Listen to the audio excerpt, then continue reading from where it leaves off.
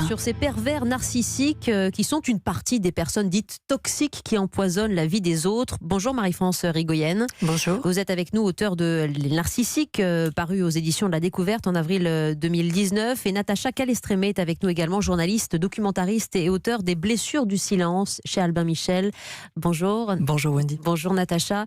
Les Blessures du silence est un titre qui dit beaucoup, car en l'occurrence, on parle souvent de violences sourde, silencieuse. On n'est pas dans une forme de maltraitance physique, telle qu'on a pu l'aborder avec les violences conjugales et les femmes ou les hommes battus. C'est ça qui est aussi un point d'accroche à notre réflexion ce matin, Natacha Calestrémé.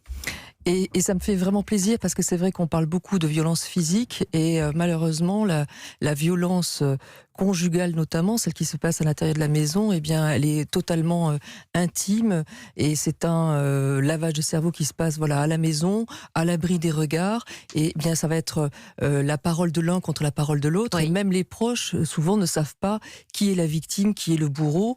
C'est très difficile à percevoir et cette violence, elle est très très très très répandue. Je m'en suis rendu compte à travers les conférences que je donne. Vous arrivez à donner quelques statistiques, c'est toujours les chiffres que nous avons en tête, nos journalistes, mais pour donner un petit peu une tendance, on parle de 2, 3, 4, 5% peut-être de la population concernée par ces troubles de la personnalité, Marie-France Rigoyenne. Oui, alors en fait, les vrais pervers narcissiques sont pas très fréquents. Oui. Ils sont pas très nombreux. Il y a d'autres troubles de la personnalité qui ont des défenses perverses narcissiques. Mais ils n'ont pas ce trouble de la personnalité. C'est pas parce qu'ils sont pas nombreux qu'ils sont pas dangereux. Mmh. Je crois qu'il est important quand même de replacer les pervers narcissiques parmi les narcisses. C'est le sujet de mon dernier livre. C'est passionnant. Ouais. Parce que au fond, les personnalités narcissiques, ça s'est banalisé. Il y a de plus en plus de narcisses.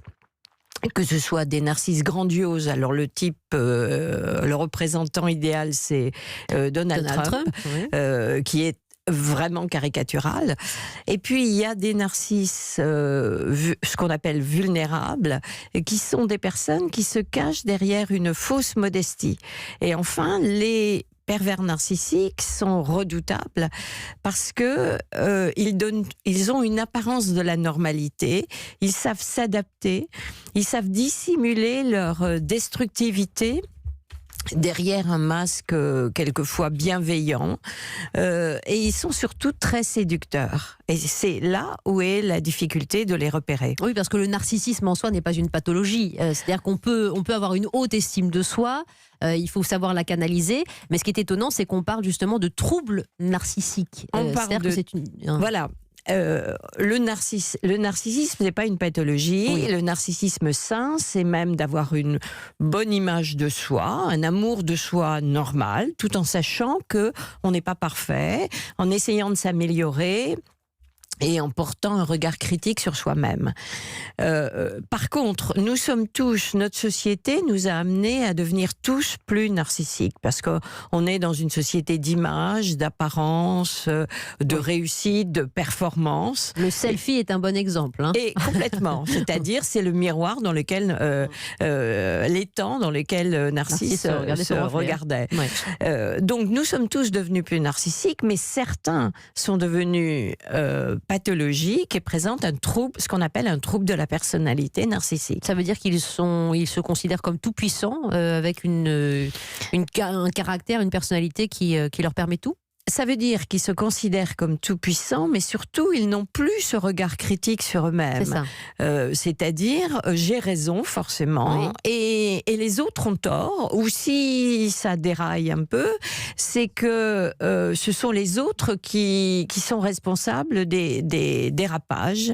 Et donc, si on les prend, si on les repère, ils se posent en victime. C'est là toute la difficulté avec eux. Alors, c'est bon de poser un peu les choses avec vous, à la fois Marie-France Rigoyenne et Natacha Calestrémé, pour parler à la fois des narcisses dans leur ampleur, des troubles de la personnalité, des troubles narcissiques et des personnes toxiques, comme l'a fait il y a quelques jours au micro de Nikos Aliagas, la tennisman woman Marion Bartoli, avec son livre Renaître. Écoutez-la.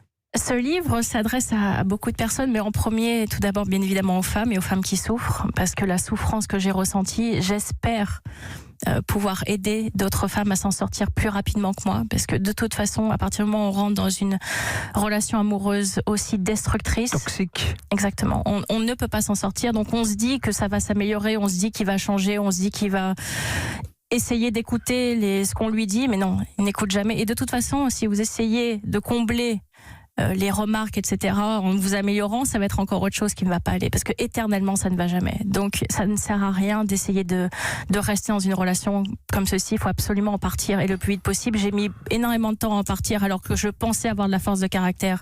Et ce livre démontre à quel point j'ai failli dans ce domaine. Lorsqu'il a fallu en montrer, j'étais incapable de le faire. D'expérience affective? Absolument, absolument. J'étais totalement novice là-dedans. Ma vie avait été consacrée au tennis auparavant. Les relations amoureuses, en tout cas vivre avec quelqu'un, je ne savais pas ce que c'était.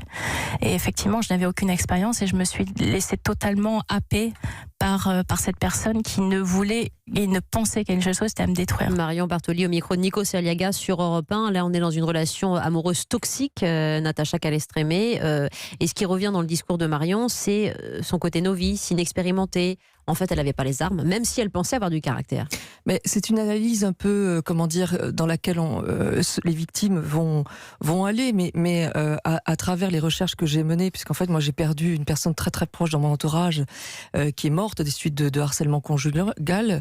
Elle est morte d'épuisement. Ouais. Ce qui vous a donné la matière terrible pour faire ce livre, ce roman, Les blessures du silence. Tout à fait. Et à travers les 2 ans de recherche, j'ai notamment lu les livres de Marie-France Irigoyen et beaucoup d'autres. J'ai rencontré des psychiatres, des psychologues et beaucoup de victimes. J'ai cherché à répondre notamment à ces 3 questions qui sont fondamentales et dont Marion Bartoli met vraiment le doigt dessus, c'est-à-dire, 1, pourquoi les personnes qui se rendent compte qu'elles sont sous le joug d'un pervers narcissique n'arrivent pas à partir.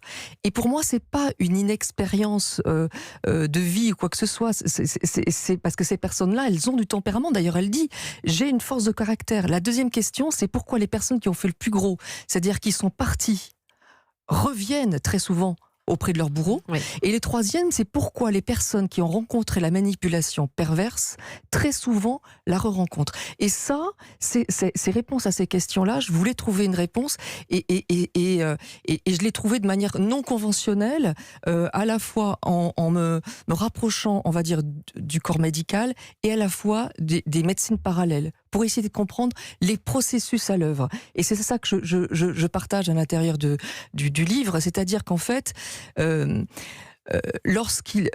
notre corps nous protège. Donc, face à une blessure physique très grave, il émet des endorphines pour éviter qu'on souffre. Dans le cas d'une violence psychologique, l'impensable, c'est-à-dire quelqu'un qui est censé nous aimer, qui nous fait vivre l'horreur, eh bien notre corps réagit de la même façon, il nous protège. Et donc il se passe quelque chose qu'a très bien expliqué Marie-France Irigoyen dans ses livres, c'est-à-dire d'abord un phénomène de sidération, on est incapable de réagir, puis un phénomène de dissociation, on est comme à l'extérieur de son corps, et ensuite il se passe une fuite mentale. Alors, sur le plan énergétique, c'est ce qu'on appelle une perte d'âme. Et ça paraît complètement fou, mais ça explique absolument tout. C'est-à-dire pourquoi les personnes reviennent, parce que l'autre a une partie de notre énergie. La perte d'âme, et c'est exactement ce dont témoignera Cécile dans un instant, victime d'un pervers narcissique au travail pendant 12 ans. On fait le tour de la question et je vous donne la parole, Marie-France Irigoyen, vous qui publiez Les Narcisses aux éditions de la Découverte ces jours-ci. À tout de suite sur Europe. Le tour de la question sur les pervers narcissiques, des personnes dites toxiques qui empoisonnent la vie des autres. Wendy Bouchard. Comment les reconnaître, comment s'en méfier, comment se défendre, s'en prémunir? Toutes ces questions paraissent simples, mais les réponses très difficiles évidemment à apporter. Marie-France Irigoyen, vous connaissez si fort le sujet et vous publiez Les Narcisses aux éditions de la Découverte. Il y a un profil type de pervers narcissique aujourd'hui, quand on met ça sous ce terme générique qu'on galvaude un peu souvent? Un pervers narcissique, c'est quelqu'un qui a besoin de se rehausser en se servant des autres. C'est parce que ces personnes sont creuses, ces personnes ont au fond une très mauvaise image d'eux-mêmes. Ils ont besoin d'aspirer la substance vitale, on pourrait dire, de l'autre. Donc, ils sont envieux. Comme tous les narcisses, ils sont d'ailleurs envieux et ils ont besoin d'être au-dessus des autres. Et donc, ils prennent tout ce qu'il y a de bien chez l'autre. C'est l'introjection, et ils projettent tout ce qu'ils veulent pas voir de mauvais chez eux, ils le projettent sur l'autre, qui devient le mauvais, le destructeur, et si on les repère, ils se posent en victime. Et ce processus va faire que eux se sentent bien, et que la victime ou la personne ciblée va au fur et à mesure perdre sa vitalité, s'abîmer au sens propre du terme, parce que on voit quelquefois des personnes qui ont été ciblées par des pervers narcissiques et qui deviennent comme des femmes battues, c'est-à-dire marquées physiquement parce que toute leur vitalité a disparu. Et c'est la psychiatre qui parle. Vous nous direz qu'il y a quand même un peu plus d'hommes pervers narcissiques que de femmes, mais il y a aussi des femmes évidemment qui trouvent le bonheur dans une relation toxique. Oui, je ne suis pas tout à fait d'accord avec ça, parce que globalement, ce que l'on sait, c'est que parmi les narcisses, les hommes sont beaucoup plus souvent narcissiques que les femmes. Mais ça, je tente à penser que c'est parce que jusqu'à présent, ce sont les hommes qui ont le pouvoir, et que donc ils se maintiennent au pouvoir de cette façon. Oui. Mais ça pourrait changer. Par contre, les pervers narcissiques, je pense que des femmes peuvent être extrêmement redoutables. Autant je recevais surtout des femmes victimes il y a encore quelques années. Actuellement, je reçois quelques hommes qui sont victimes de femmes absolument toxiques. Dans la relation amoureuse ou au travail ? Dans les relations amoureuses et au travail. Aussi. Mais au travail, les hommes sont plus souvent en position de pouvoir. Bien sûr. C'était le cœur d'une campagne de sensibilisation en Belgique il y a quelques mois, ces pervers narcissiques, avec ce slogan « La violence psychologique, c'est de la violence tout court ». C'est terrifiant. Ce clip est incroyable. Vous le retrouvez sur Internet. 15 minutes à regarder pour comprendre cette manipulation. Petit extrait. Mais pourquoi tu lui dis jamais rien aussi ? Tout le monde trouve que Fred est génial. Souvent, il est génial. Souvent. Et la robe, là, c'est lui qui l'a choisie. Il m'a interdit d'inviter Géraldine aussi. De mieux en mieux. Et vraiment, ça peut plus durer. Tu peux pas te laisser faire par ce mec, quoi.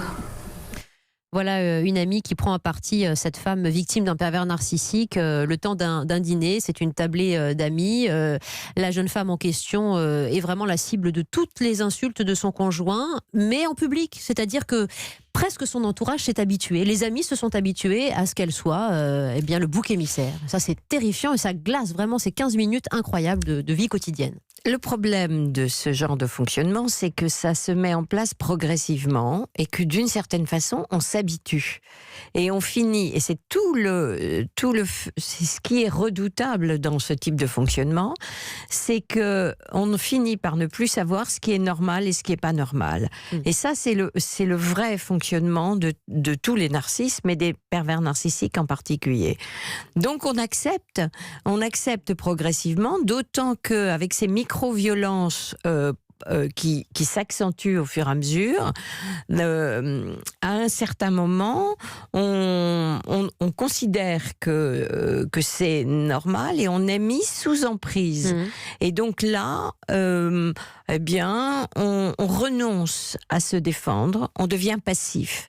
Plus la violence devient extrême et plus finalement on a du mal à en sortir. C'est terrible et dans un instant, le temps de le joindre, on recevra David qui est en burn-out depuis 2 ans à cause d'un pervers narcissique dans son ancien travail, mais aussi Jamila qui veut témoigner de 20 ans de vie commune avec un homme comme ça, personnalité toxique, et Cécile juste après la pause pour converser avec nos auditeurs, Natacha Calestrémé qui a publié Les blessures du silence sur ce thème chez Albin Michel, et la psychiatre Marie-France Irigoyen, auteure des Narcisses aux éditions de la Découverte. À tout de suite sur Europe 1. Nous parlons des pervers narcissiques ce matin. Comment s'en débarrasser, Wendy Bouchard? Avec les mécanismes psychiatriques, psychologiques en jeu chez ce qu'on appelle les pervers narcissiques, mais aussi toutes les personnalités toxiques avec ces troubles narcissiques. Je parle sous le contrôle avec des mots parfois pas toujours choisis de Marie-France Irigoyen, qui est psychiatre et auteure des Narcisses, et de Natacha Calestrémé, qui a publié Les blessures du silence. Nous sommes avec Cécile au standard. Bonjour Cécile.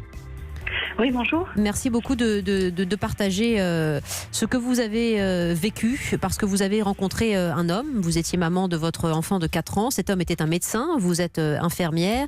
Et au premier abord, cet homme était sain, était équilibré. Et il est devenu d'ailleurs votre amoureux.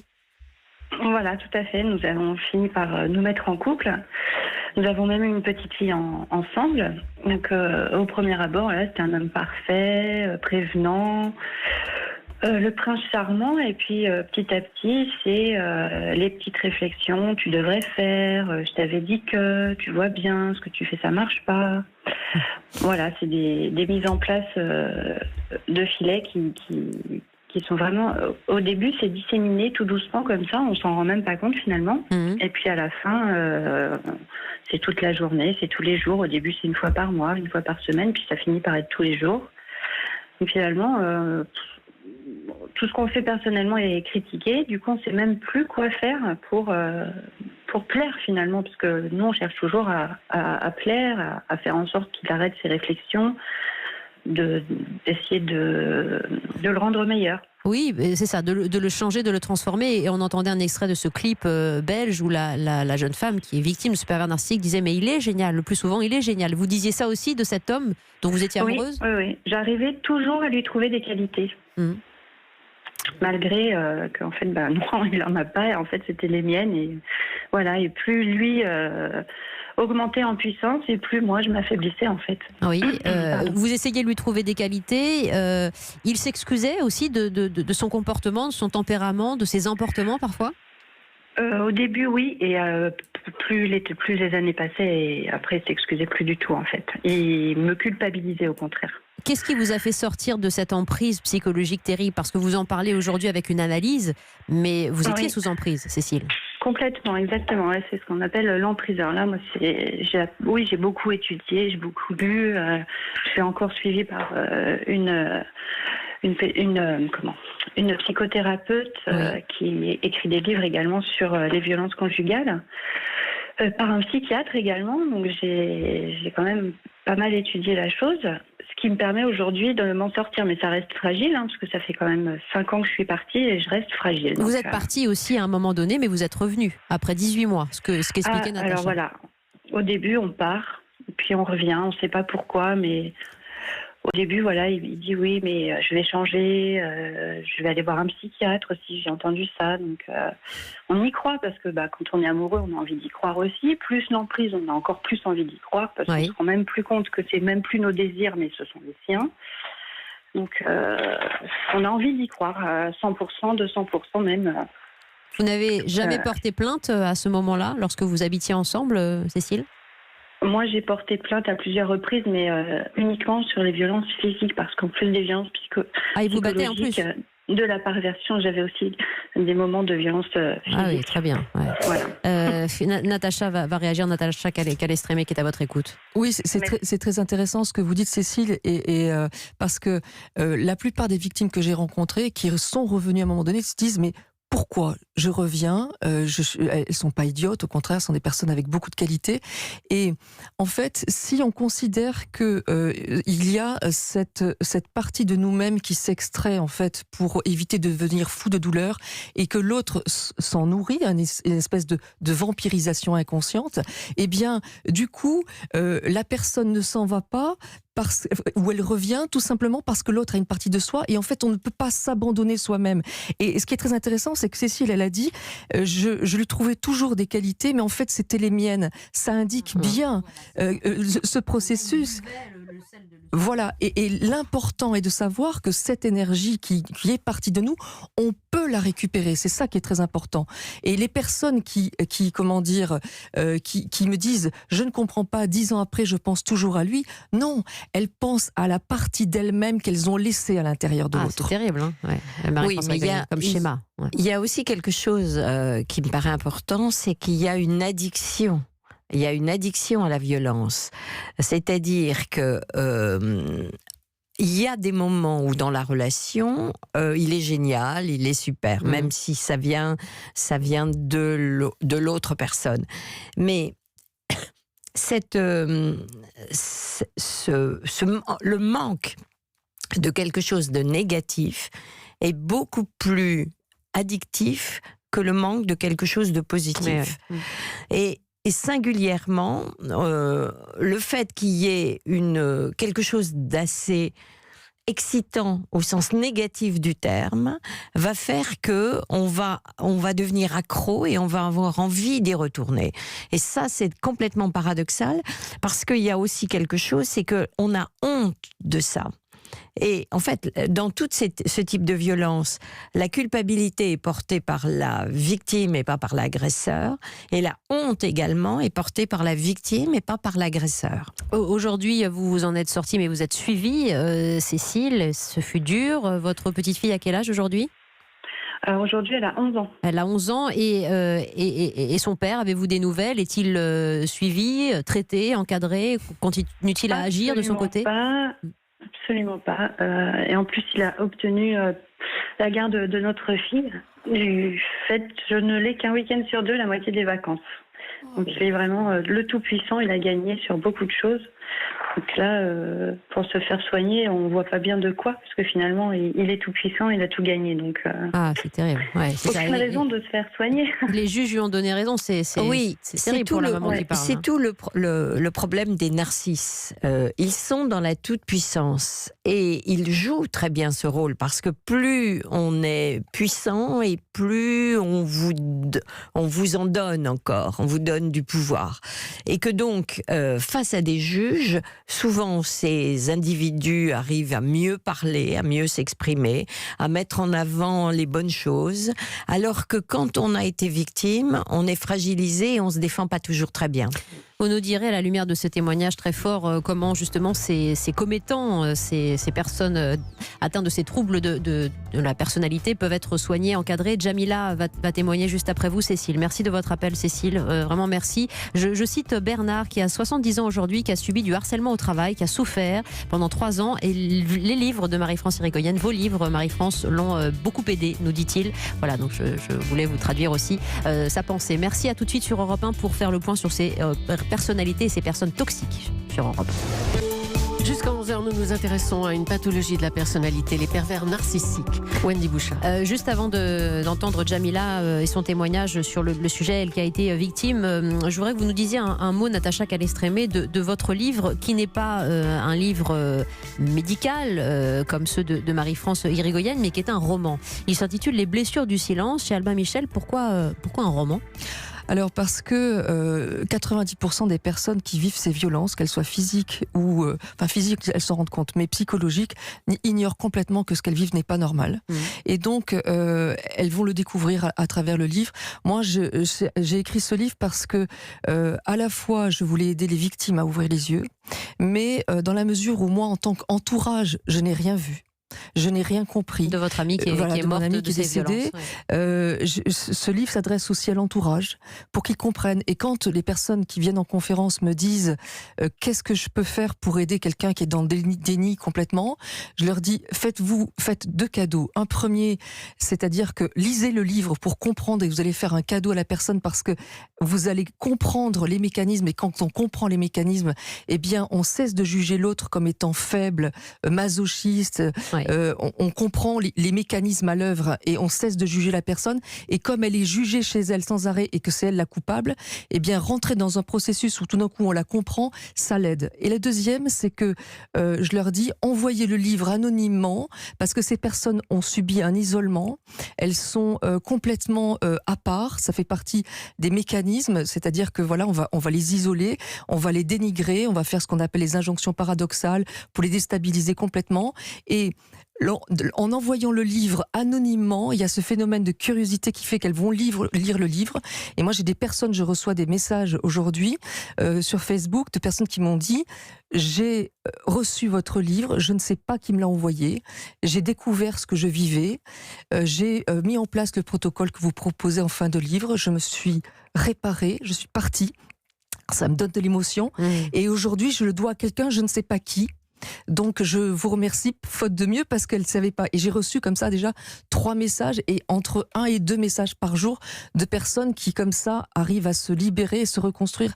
Parce que l'important n'est pas simplement de découvrir les mécanismes, mais c'est aussi de se réparer, de refermer cette béance qui est à l'intérieur de nous. Vous pouvez être fière de votre aide au quotidien, Natacha Calestrémé, avec ce livre, les blessures du silence, qui aurait sans doute aidé, étant donné vos propos. Jamila qui nous appelle de Caen et qui veut témoigner de ce qu'elle a vécu pendant 20 ans. Bonjour Jamila. Bonjour. Vous avez vécu avec un homme atteint de cette pathologie, de ces troubles pervers narcissiques? Oh que oui.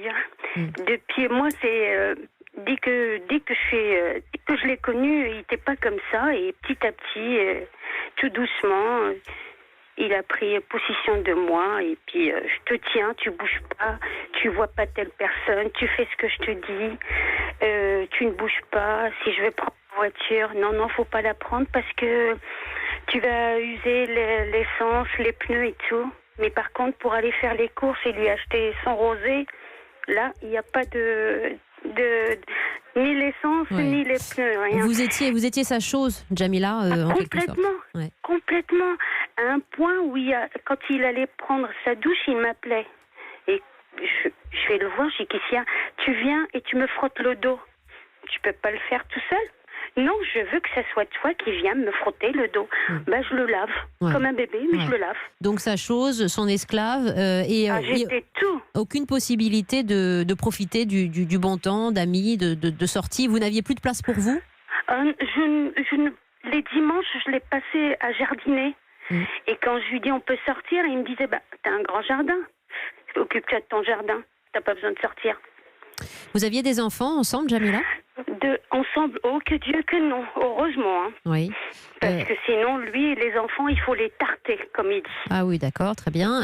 Et vos enfants étaient-ils témoins de ce que vous viviez, de cet enfermement? Mon fils de mon premier mariage, il ne l'a jamais apprécié parce qu'il sentait qu'il n'était pas...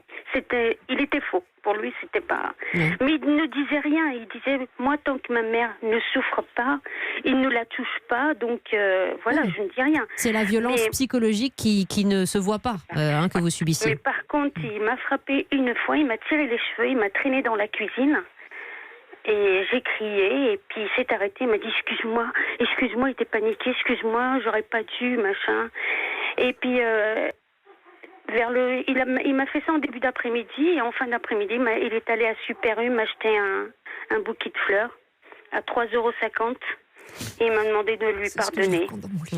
C'est exactement ce que vous racontez, Natacha Calestrémé. Oui, parce qu'à un moment donné, ils se rendent compte qu'ils vont un peu trop loin. Ils sentent quand ils sont allés un peu trop loin. Et donc là, ils vont faire un cadeau. Et derrière, la chute est plus grande.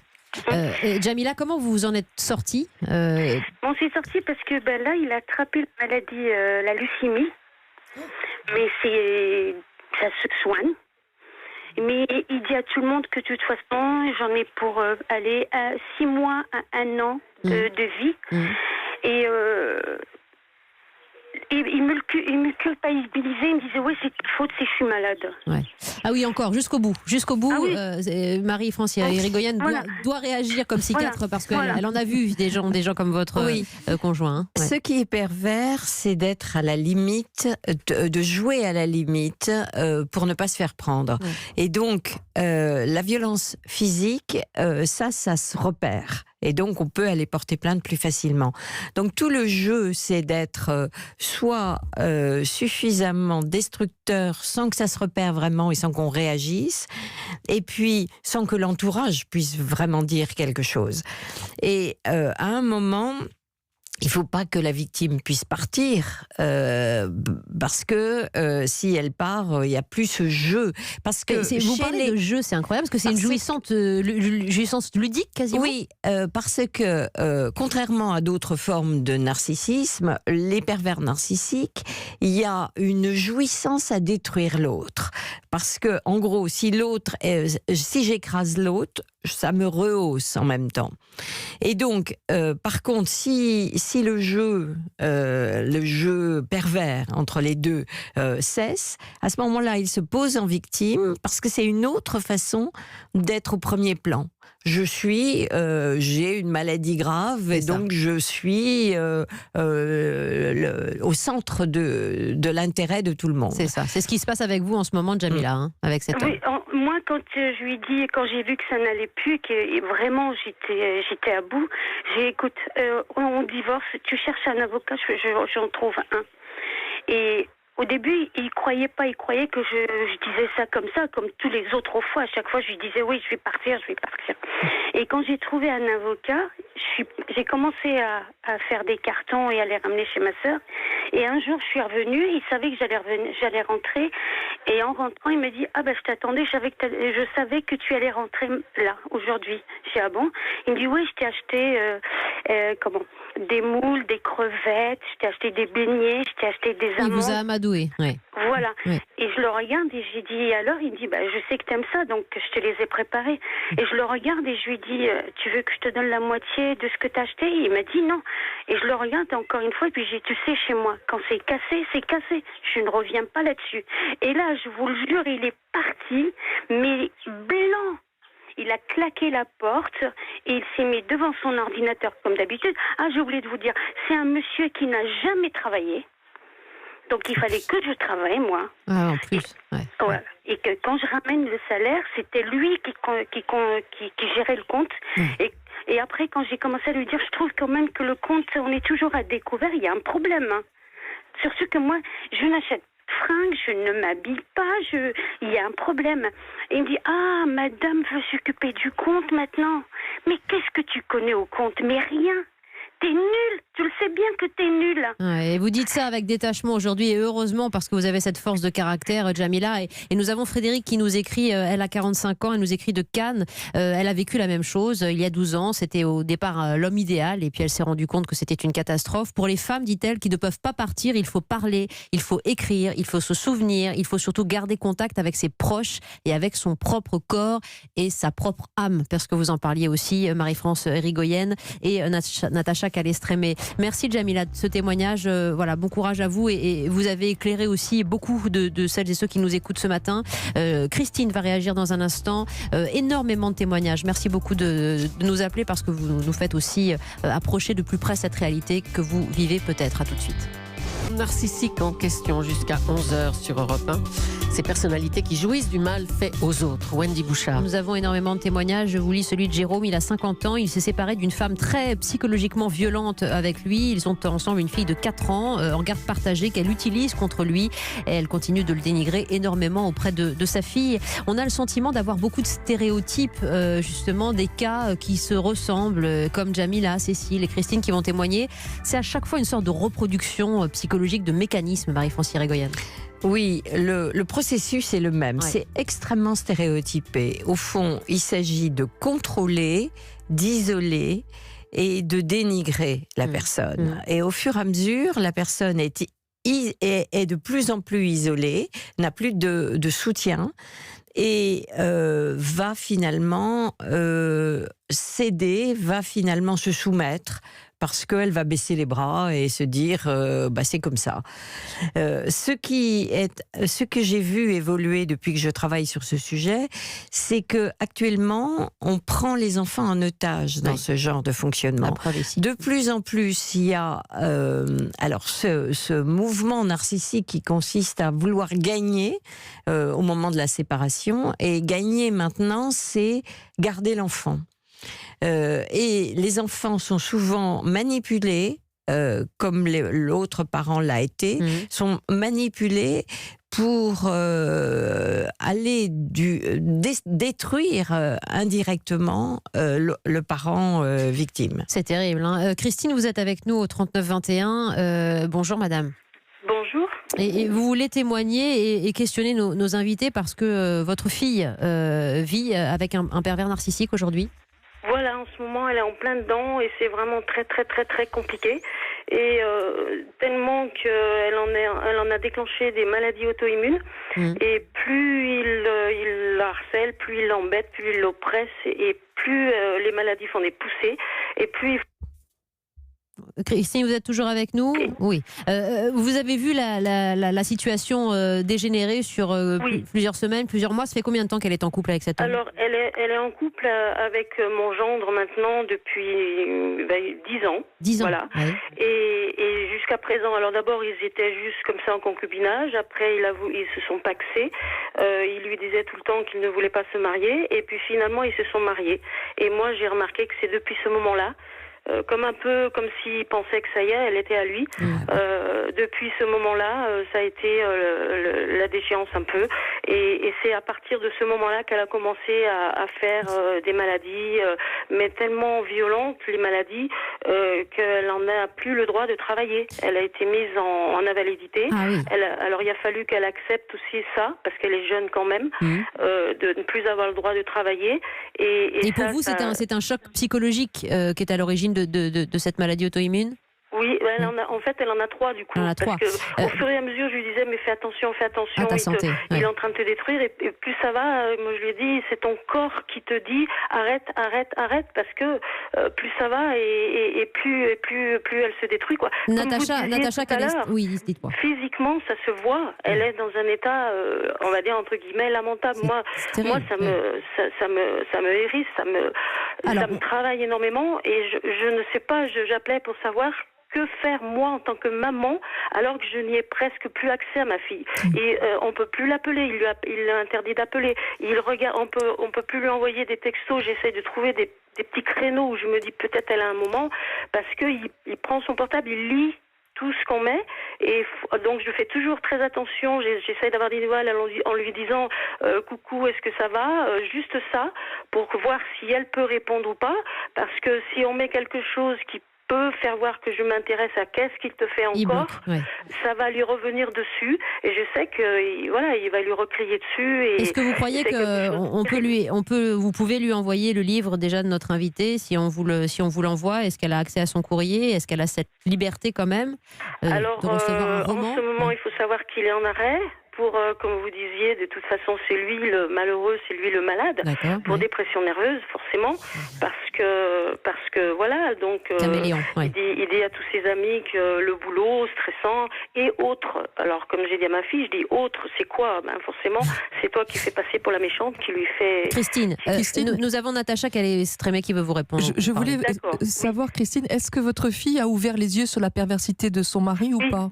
Oui, ça fait un moment que je lui en parle et ça y est, elle a compris. Voilà. Et donc, elle est en train d'essayer de s'en sortir. Elle prend un peu des rendez-vous, un peu avocat, tout ça, pour voir comment faire. Parce qu'une psychologue, parce qu'il y a 3 enfants là-dedans aussi, qui sont un peu dans cette ambiance horrible. Et il les manipule. Ça, il les manipule. Je le sais. Elle m'en a parlé un petit peu. Je lui ai fait attention. Christine, sachez que si jamais vous décidez de lui envoyer le livre, Les blessures du silence, son mari ne se sentira pas concerné. Il verra que c'est juste un roman avec, parce que c'est un roman avec la disparition d'une femme, Amandine, dont on ne sait pas ce qu'elle est devenue. C'est pour ça que j'ai pas écrit comment sortir de l'emprise ou de la perversion, parce que là, effectivement, mais les blessures du silence... On va vous l'envoyer, voilà. On va vous l'envoyer, Christine. On va prendre vos coordonnées, vous l'envoyer, et Marie-France Irigoyen, vous pouvez peut-être répondre aussi de manière clinique. Les procédés que l'on décrit là, c'est comme dans les sectes. C'est-à-dire que c'est complètement fermé et il n'y a plus d'accès extérieur. Donc, quand on a quelqu'un de la famille comme ça qui est sous emprise, je crois que ce qui importe, c'est de garder des liens, de parler d'amour, d'encourager la personne en lui disant qu'on l'aime et d'attendre que en l'encourageant qu'elle soit prête à partir. Faut pas faire de pression parce que si on met trop de pression, ça fait blocage. Donc il faut simplement être là, encourager, faire lire des choses, donner des pistes à petite dose, mais simplement être là pour accueillir dès que c'est possible. Avec un langage positif et ne pas dire pourquoi tu te laisses faire, pour ne pas encore dénigrer la personne. Culpabiliser en plus, parce que ça ferait une violence supplémentaire. Voilà, Christine, déjà on va prendre votre adresse, vous envoyez ce livre et on espère que vous aiderez votre fille à vous en sortir. Merci. Juste après la pause, David sera avec nous. Je vous lirai le témoignage de Brigitte qui veut nous dire aussi qu'elle était sous emprise d'une mère narcissique, justement, c'est aussi dans les différents sens. Et d'Isabelle, à tout de suite sur Europe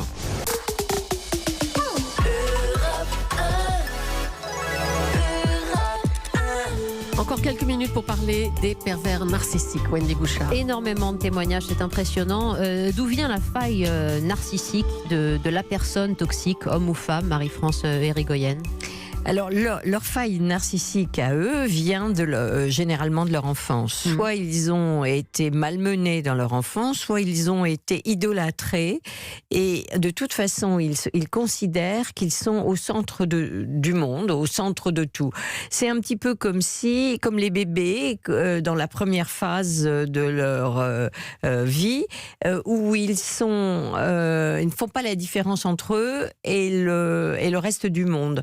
Donc par la suite, quand ils vont donner l'impression de tomber amoureux, en fait, ils sont centrés sur eux-mêmes et ils sont attirés par quelqu'un qui va leur apporter quelque chose en plus. C'est pas un vrai amour qui serait un échange, c'est un amour narcissique, c'est cette personne vient combler mon manque, ce qui manque pour que je sois le meilleur et le plus beau. Et ils repèrent évidemment leurs victimes. Avant d'entendre David, Brigitte nous dit « Je suis victime d'une mère perverse narcissique, très difficile d'en sortir, et il se trouve qu'elle a choisi un mari dans le même genre, avec cette reproduction mécanique quasiment, Natacha Calestrémé. Oui, complètement. J'ai l'habitude dans mes conférences avec une psychologue psychothérapeute, Patricia Serin, qui emploie cette image. On est tous des arbres avec ces failles dont parle Marie-France, cette faille qui est à l'intérieur en fait de nous, qui est créée soit par un traumatisme, soit par une mère ou un père pervers narcissique, et qui va créer une espèce de béance à l'intérieur de nous.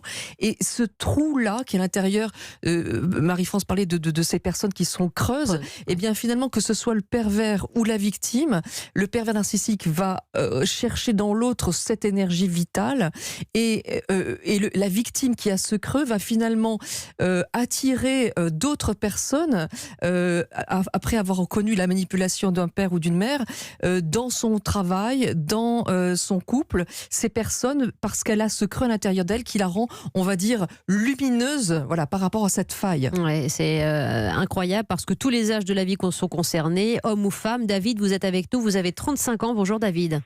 Bonjour Wendy. Non, alors j'en ai pas 35, c'est gentil, j'aimerais bien, mais j'en ai 45. Ah, c'est bien quand même. 45 David. Tout ça pour vous dire qu'aujourd'hui, vous êtes en burn-out à cause d'un ou d'une pervers narcissique au travail? Absolument, c'était mon supérieur. Oui. C'est une relation.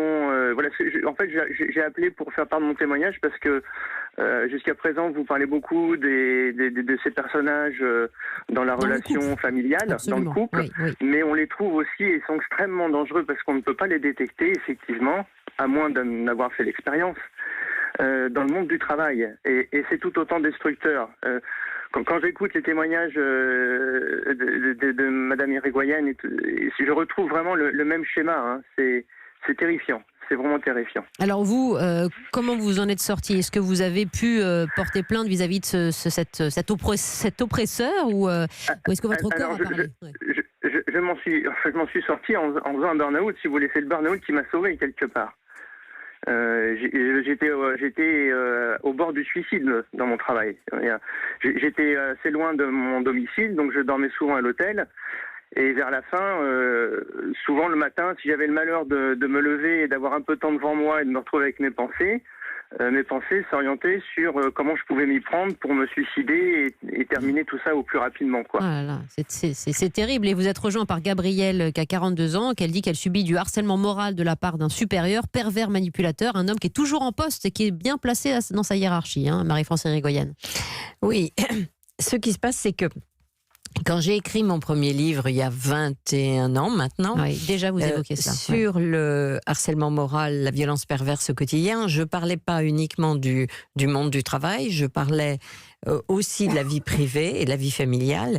Mais à l'époque, ça avait abouti à une loi sur le harcèlement moral au travail. Incontestablement, c'est un mouvement qui s'est amplifié. Alors, je le disais tout à l'heure, c'est pas uniquement parce que tous ces gens sont réellement des pervers narcissiques, mais le narcissisme s'est développé. Il y a de plus en plus de fonctionnements pervers, y compris dans le monde du travail, et que c'est extrêmement destructeur. Le problème, c'est que c'est difficile de le cadrer. Même s'il y a une loi actuellement, c'est difficile de le repérer parce que c'est quelque chose d'assez subtil. Et que quand ce que vient de dire David, c'est que au fond, ce qui l'a sauvé, c'est de craquer. Et d'une certaine façon, je pourrais dire que les hommes restent plus longtemps victimes parce que ils ont beaucoup plus de mal à aller en parler à un psy, à aller dénoncer ce procédé, parce qu'ils veulent à tout prix tenir.